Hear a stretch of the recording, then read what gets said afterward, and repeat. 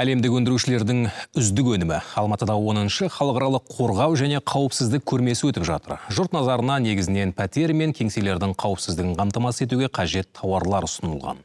Көрмеге 6 елдің 40 компаниясы қатысуда.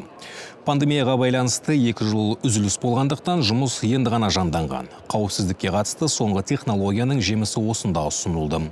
Бақылау камераларының сан түрі самсап тұр. Көрмені қызықтап келгендердің дені ірі компания өкілдері. Өндірушілер уағдаласып жатса, жаңа технологияны өз мекемелеріне енгізеді.